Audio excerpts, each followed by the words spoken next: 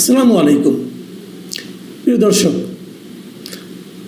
গত মাসের শেষ দিকে গুলশানে আওয়ামী লীগের সাবেক এমপি শাম্মী আহমেদের বাসায় চাঁদাবাজির ঘটনায় যাদের বিরুদ্ধে অভিযোগ উঠেছিল, যারা গ্রেপ্তার হয়েছিল, তাদের অনেকেই অনেক কথা বলেছেন।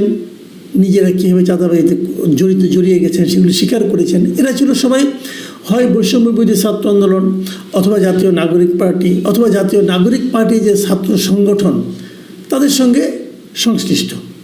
এদের মধ্যে একজন জানি আলম অপু, তিনি ধরা পড়েছিলেন দুদিন পরে। এই যে দুদিন পরে উনি ধরা পড়লেন, এই দুদিন উনি কী করেছেন, কোথায় ছিলেন, এটা নিয়ে একটা মহা আলোচনা তখনই হয়েছিল। এই সময়ে 27 তারিখে সম্ভবত এই জানি আলম অপু নিজেই কিন্তু ফেসবুকে একটা স্ট্যাটাস দিয়েছিলেন এবং দিয়ে তিনি দাবি করেছিলেন যে তিনি গ্রেফতার হন নাই, তিনি কোনো চাঁদাবাজিও করেন নাই, এবং তিনি এটাও বলেছিলেন যে উনি একটা ষড়যন্ত্রের শিকার এবং উনি খুব শিগগিরই এই ব্যাপারটা নিয়ে মুখ খুলবেন। এবং উনি মুখ খুলেছেন কি না খুলেছেন তখন আমরা বুঝতে পারিনি, কিন্তু এতদিন পরে গত রাতে একটা ভিডিও, বুধবার রাতে আর কি, একটা ভিডিও, ওনার একটা ভিডিও খুবই ভাইরাল হয়ে গেছে, চারদিকে ছড়ায় পড়েছে। এবং সেই ভিডিওতে তিনি বলেছেন যে ওনাকে কিভাবে উনি এখানে গিয়েছেন, কে এর সঙ্গে জড়িত আছে, উনি কিছু ইঙ্গিত করেছেন। যেমন উনি ইঙ্গিত করেছেন যে প্রথমবার যখন তারা চাঁদার জন্য গিয়েছিলেন, 10 লাখ টাকা যখন এনেছিলেন, উনি বলেছেন ওই প্রথমবার যখন আমরা 10 লাখ টাকা আনি তখন শাম্মী আহমেদের হাজব্যান্ড যার হাতে টাকাটা তুলে দিল সে লোকটা আমি, মানে অপু, সে নিজের কথা বলতেছে। এবং সেটা বলতেছে ওই দিন রাতের বেলা ওখানে যাওয়ার আগে তারা কিভাবে ওখানে মানে যে জায়গাতে গেল, ওই রাতেই ভোর রাতের দিকে 16 তারিখে আর কি, ওয়েস্টিনের সামনে একটা মোটর সাইকেল নিয়ে, সাদা রঙের মোটর সাইকেল নিয়ে ওনার সঙ্গে কে কথা বলেছিলেন, উনি বলেছেন সেটা ছিল উপদেষ্টা আসিফ মাহমুদ সজীব ভুঁইয়া। এবং উনি বলার চেষ্টা করেছেন, অপু বলার চেষ্টা করেছেন এইগুলো আসলে আমাদের কাজ না, আমাদেরকে দিয়ে নানাভাবে করানো হয়। এবং সেক্ষেত্রে কারা কারা করেছে তারা উনি ইঙ্গিত দিয়েছেন। এবং ওনার ভাষায় শুনুন উনি কী বলেছেন, এটা চোখের সামনে আপনাদের কে কী করছে, আঙুল ফুলে কলা গাছ কীভাবে হয়েছে, যেসব ছেলেপেলেরা হলে থাকতে পারতো না ছাত্রলীগের যন্ত্রণায়, বাসা ভাড়া নিয়ে থাকবে সেই টাকা থাকতো না, বিভিন্ন রাজনৈতিক নেতাদের কাছ থেকে টাকা ধার করে নিয়ে থাকতে হতো, ডোনেশনে যাদের মেস ভাড়া চলছে তারা এখন ডুপ্লেক্স বাড়িতে থাকে, নিজস্ব গাড়িতে চলাফেরা করে। এগুলো অপুর অভিযোগ। এবং উনি বলছেন এর সঙ্গে অনেকেই জড়িত আছেন। অপুর এই ভিডিও বুধবার রাতে ছড়িয়ে পড়েছে এবং ইঙ্গিতটা বোঝাই যাচ্ছে কোন দিকে যাচ্ছে। এই ঘটনার পর আজকে বৃহস্পতিবার অপুর স্ত্রী তিনি একটা প্রেস কনফারেন্স করেছেন এবং সেই প্রেস কনফারেন্সে উনি দাবি করেছেন যে আসলে অপুর যে ভিডিওটা দেখা যাচ্ছে প্রায় 35 মিনিটের একটা ভিডিও, সেই ভিডিওটা আসলে ওনাকে দিয়ে জোর করে করানো হয়েছে এবং সেই কাজটা করেছেন বিএনপি নেতা ইশরাক হোসেন। এটা হলো অপুর স্ত্রীর দাবি। তাহলে অপুর স্ত্রী এই কথাগুলি জানলো কোথা থেকে? অপুর স্ত্রী দাবি করেছেন ওনার সঙ্গে কাশিমপুর কারাগারে ওনার যে হাজব্যান্ড আছেন তার সঙ্গে কথা হয়েছে এবং তিনি তাকে এই কথাগুলি জানিয়েছেন। বুঝলেন? কিন্তু তাহলে মানুষ জিজ্ঞাসা করেছে যে উনি কেন বললেন এই কথাটা, ওনার বলার ওনা বলার পিছনে কী কারণ আছে? তখন অপুর স্ত্রী বলেছেন ইশরাক সাহেব না, সম্ভবত শিওর না, ইশরাক সাহেব সম্ভবত তাকে অপুকে আইনগত সাপোর্টটা দেওয়ার প্রতিশ্রুতি দিয়েছেন এবং সেই প্রতিশ্রুতির কারণে অপু হয়তো বিশ্বাস করে এই কথাগুলি বলেছেন। আবার অপু তার ভিডিওতে বলছেন, আগের ঘটনা একটু বলি, তার ভিডিওতে বলেছেন এই ভিডিওটা আমি করছি করে আমার এক বন্ধুর কাছে আমি রেখে যাব, বন্ধু এটা সময় মতো ছেড়ে দিবে। এবং সেটা যদি 1 তারিখে হয় অগাস্টের, আজকে প্রায় 14 দিন পরে, 2 সপ্তাহ পরে ওই ভিডিওটা গত রাত্রে ছাড়া হয়েছে। তাহলে এখানে সংশ্লিষ্টতার অভিযোগ আসলো কার বিরুদ্ধে? একজনের বিরুদ্ধে স্পষ্ট করে, তিনি হলেন আসিফ মাহমুদ সজীব ভুঁইয়া।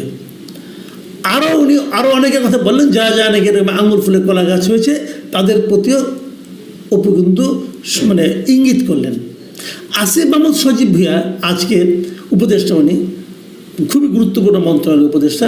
আজ উনি উপদেষ্টা পরিষদের যে বৈঠক ছিল সেই বৈঠক থেকে বের হয়ে আসার পর তাকে সাংবাদিকরা এই বিষয়টা জিজ্ঞাসা করেছিল। তখন আসিফ মাহমুদ সজীব ভুঁইয়া যে কথাগুলি বলেছেন আমি আপনাদের হুবহু পড়ে শোনাই, কারণ এই কথাগুলো নিয়ে আমি একটু কথা বিশ্লেষণ করব। তিনি বলেছেন আমি মাঝে মধ্যে রাতে যখন কাজ শেষ হয় কখনো কখনো ভোরও হয়ে যায়। ওই সময় আসলে রাতের খাওয়া দাওয়া দেওয়ার মতো কেউ থাকে না। আমি বেশিরভাগই যাই 300 ফিটের নীলা মার্কেট বলে একটা জায়গায়, ওখানে হাঁসের মাংস খুব ভালো পাওয়া যায়। 300 ফিট কিন্তু অনেক বসুন্ধরা পার হয়ে প্রায় পূর্বাচলেই বলা যায় এটাকে। তো ওখানে হয়তো 4-5 জন মিলে যাই। ওটা আবার বেশি ভোর হয়ে গেলে বন্ধ থাকে, তখন ওদিকে ওয়েস্টিনে যাওয়া হয়। তবে এক্স্যাক্ট ওই দিন আমি গিয়েছিলাম কিনা, সেখানে ছিলাম কিনা, এটা আমার মনে নাই। খেয়াল করেন, আমি এখানে কতগুলি কথা বলি ওনাকে। উনি একজন গুরুত্বপূর্ণ উপদেষ্টা। উনি ভোর রাতের দিকে অথবা শেষ রাতের দিকে অথবা মধ্যরাতের পরে কাজ করতে, অনেক কাজ করেন, দেশের জন্য অনেক কাজ করছেন। এই কাজ করতে করতে ওনাকে খাবার দেওয়ার মতো কোনো লোক থাকে না, বাসায় ওনাকে খাবার দেওয়ার মতো কোনো লোক থাকে না। অতএব উনি নীলা মার্কেটে যান। নীলা মার্কেটে যে হাঁসের মাংস খেতে যান, যদি হাঁসের মাংস না পান, দোকান বন্ধ হয়ে যায়, তাহলে উনি ওয়েস্টিনে যাওয়া হয় ওনার। ভাই ওয়েস্টিনে আপনারা গিয়েছেন কিনা এত রাত্রে খাওয়ার জন্য আমি জানি না। আমি নিজে একটা কথা বলি ভাই, আমি অনেক বছর ধরে সাংবাদিকতা করি, বেতন টেতন ভালোই পাই, এবং আমি বলতে পারি যে আসিফ মাহমুদ সজীব ভুঁইয়ার যে বৈধ আয়, তার চেয়ে আমার আয় ডাবলেরও বেশি হবে। উনি যে সরকারিভাবে যে বেতনটা পান, তার চেয়ে অনেক বেশি ইনকাম করি, বৈধভাবেই করি, ইচ্ছা হলে যে চেক করতে পারেন। আমি কোনোদিন ওয়েস্টিনে ডিনার করার কথা সাহস করি নাই। মাঝে মাঝে রমজানের সময় যখন ইফতার পার্টি হয় না, তখন ওই যে ক্রেডিট কার্ড দিয়ে একটা কিনলে 2টা পাওয়া যায়, ওটা যখন দেয়, অফার দেয়, তখন আমি মাঝে মাঝে খুঁজি যে কোনটায় যাওয়া যায়, কোনটায় অফার কম আছে, যেখানে স্ত্রীকে নিয়ে যাওয়া যাবে। এবং তারপরও একটা কিনলে আরেকটা ফ্রি, এই অবস্থা দেখেও, ওই রেটটা দেখেও আমি যাওয়ার সাহস পাইনি ওয়েস্টিনে। ওয়েস্টিনের খাওয়া আমাদের দেশে এই মুহূর্তে সবচেয়ে এক্সপেন্সিভ খাওয়া। ওখানে ওনার মাঝে মধ্যে যাওয়া হয়, এমনভাবে বললেন যে প্রায় উনি যান। ভাই আসিফ মাহমুদ বিলটা কে দেয়? আপনি তো 4-5 জন বন্ধু বান্ধব নিয়ে যান, মাঝে মাঝে যান, মানে কি 1 মাসে 4-5 বার যাওয়া হয় আপনার, বিলটা কে দেয় ভাই? নাকি free Khan? Cash or kind এই ফর্মুলায় ফ্রি খান? আপনাকে কে খাওয়ায় ভাই? এই হলো আমাদের আসিফ মাহমুদ সজীব ভুঁইয়ার কাণ্ড কারখানা। উনি সরকারের একজন উপদেষ্টা, এবং উনি আবার এটাও কয়েকদিন আগে দেখলাম, উনি এটাও বলছেন যে উনি নাকি সামনে ইলেকশন করবেন, যদি করেন আর কি, তাহলে উনি এই শিডিউল ঘোষণার আগেই পদত্যাগ করবেন। তার মানে এতদিন ধরে গুছিয়ে টুছিয়ে নেবেন, যেদিন শিডিউল ঘোষণা করবে তার আগের দিন উনি পদত্যাগ করে উনি ইলেকশন করবেন। করেন ভাই, ইলেকশন করেন।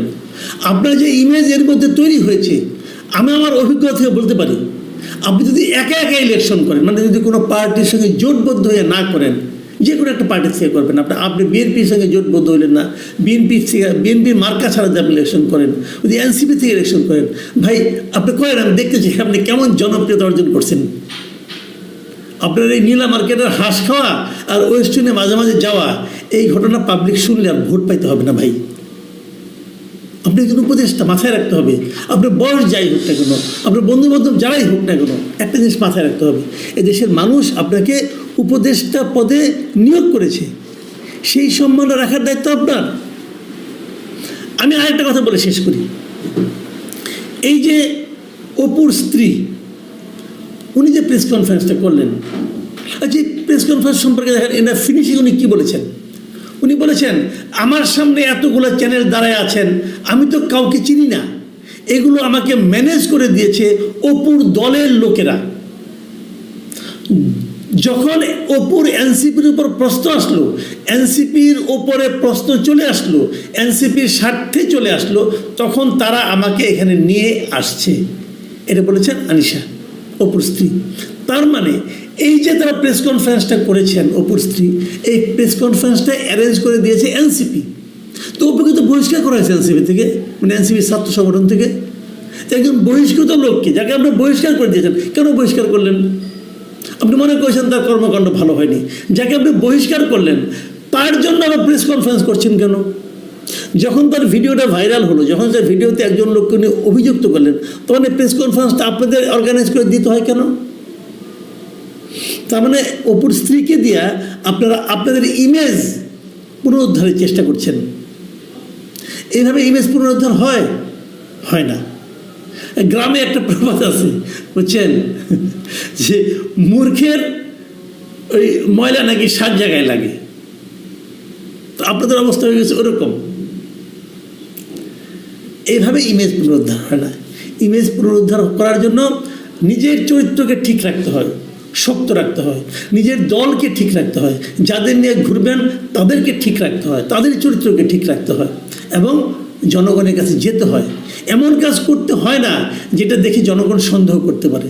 আমি আগেও বলেছি, এখনও বলি, আপনি একটা আকাম কুকাম করবেন আর মনে মনে ভাববেন এটা কেউ দেখবে না, কেউ জানবে না, কেউ বুঝবে না, এটা হয় না ভাই। পৃথিবীতে এখন পর্যন্ত এমন লোকের পয়দা হয় নাই যে নাকি আকাম কুকাম করে কাউকে না জানাইয়া বিরাট সম্মান নিয়ে চলে গেছে পৃথিবীর থেকে, হয় না এটা।